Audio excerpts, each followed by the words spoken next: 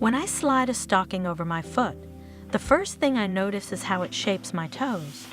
The fabric smooths them, almost wrapping them like a second skin. I like to wiggle them a little, just to feel the nylon stretch and settle. It's a small moment, but it reminds me that stockings aren't just clothing. They're about sensation. The calves and ankles, too. They become so much more defined when you've got sheer fabric over them.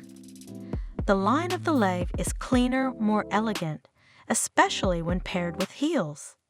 Heels lift your body, yes, but they also force your toes into a delicate position.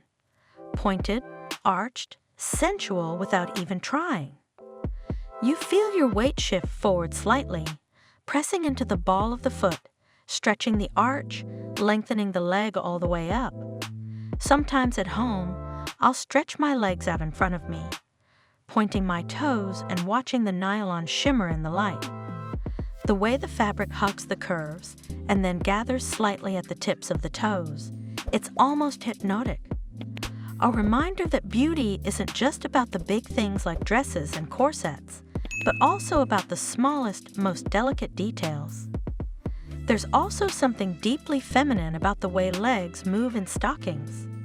Crossing them, uncrossing them, letting one foot dangle lazily in a heel, it all creates a rhythm. And toes, peeking just slightly in open-toe shoes or shifting inside a closed pump, add this subtle intimacy. They're the finishing touch to the whole picture. The first rule is simple: take your time. Stockings should never be rushed. I always start by sitting down somewhere comfortable. I'll gather the stocking gently in my hands, rolling it down almost like a delicate little rope. Then I place my toes in carefully, guiding the fabric over my foot. You never want to just pull. Stockings are fragile. They deserve patience. Smooth them slowly up the calf, over the knee, letting the nylon hug the skin as it goes. The more care you give them, the better they look on you. Now, suspenders. This is where a lot of women go wrong, but it's actually simpler than you think. First, make sure your suspender belt or garter is fitted properly around your waist or hips. It shouldn't be digging in, but it also shouldn't slide around.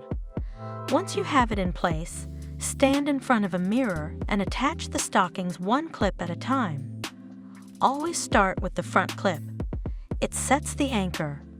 Then attach the back, and finally the sides. That way, the stocking stays smooth and firm against your leg. And here's my secret. After you've clipped them all in, stand up, smooth your skirt down, and take a few steps.